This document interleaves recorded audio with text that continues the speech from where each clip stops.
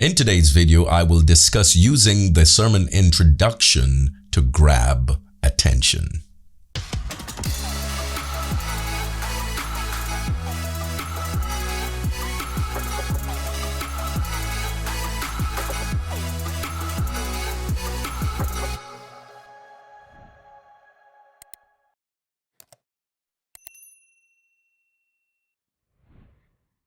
In any public speaking, especially in preaching, the first few moments are crucial.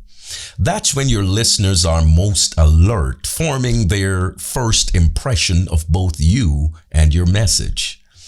In those opening seconds, they are deciding whether they will fully engage with what you have to say or if their minds will go astray, if their minds will wander. This brief window that you have in the introduction is your opportunity to captivate their attention and build rapport and set emotional and intellectual tones for the rest of the sermon. Your introduction must immediately engage the listeners, and it must pull them in so that they are eager to hear more. See, listeners are typically processing a lot during these moments. They are evaluating you. They are assessing your confidence. They are assessing your tone. They're assessing your body language, and they're assessing whether or not you're about to share something important, something that feels relevant to their lives, or whether it is worth their time or their focus. In preaching, this is especially important because the audience isn't just there to listen. They are there seeking something deeper.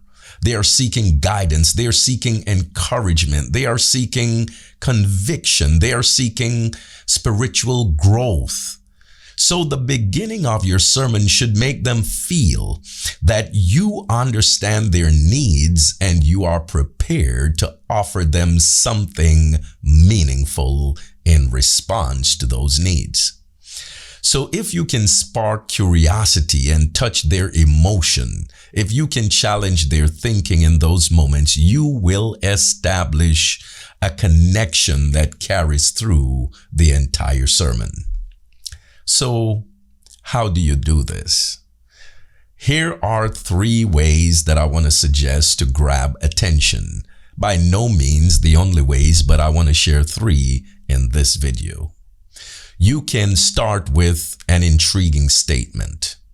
For example, imagine starting your sermon with the line, the person you trust the most might be your greatest enemy. This may cause your audience to immediately wonder, who is this person? They're thinking about their own lives. How could they be my enemy? The person I trust the most being my enemy? You have sparked curiosity, and they're now leaning in, eager to find out more. By using an unexpected or a bold statement like that, you draw your listeners in, and they are now connected to the message, and they are not tuning out. You can also begin with a statistical line. Every 40 seconds, someone in the world takes his or her own life. The gravity of such a statement not only captures their attention, but also it serves as a sense of urgency to what is coming next. This introduction ensures that your listeners will reflect deeply on the issue as you unfold the message. So you are grabbing their attention by using a bold statement.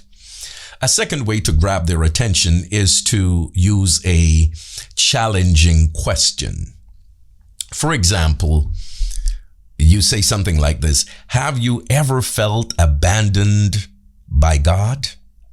Now that's a question that will immediately tap into deep and personal experiences in their lives.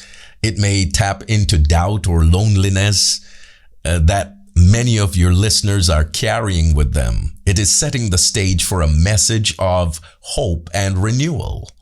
It engages your listeners by connecting the message or the sermon to their inner struggles or their emotions.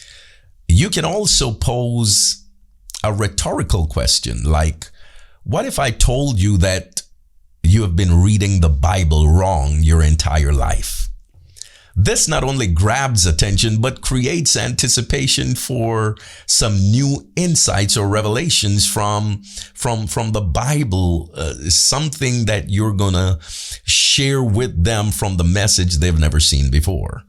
The audience is now curious to find out how their understanding of the Bible might change in this sermon. So you're asking a question, maybe a rhetorical question, or maybe a challenging question. A third way to grab attention is to use an engaging story. You could use a personal story. For example, I remember the day everything in my life changed. It was the day I lost my job, my home, and my hope. But that was the day I also learned to trust God like never before.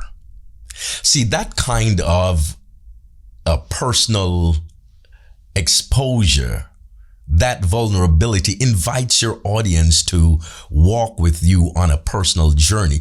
It prompts them to reflect on their own struggles and how to relate to God. You can also use a cliffhanger story. You can start by telling half of an engaging story. For example, a young man stood on the edge of a cliff, knowing that one step forward would change his life forever. But before I tell you what happened next, let me explain why he was there in the first place. See, what you did, you left them hanging. And by leaving the story hanging, you create anticipation in your audience, making them stay with you to hear the resolution of the story. But you have grabbed their attention. Now, there's a lot more to discuss regarding grabbing attention. Attention grabbing techniques are very important in sermon introduction.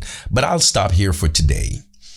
If you have found these tips to be helpful, don't forget to click like and subscribe to the channel for more insights on preaching and even for public speaking and other effective modes of communication.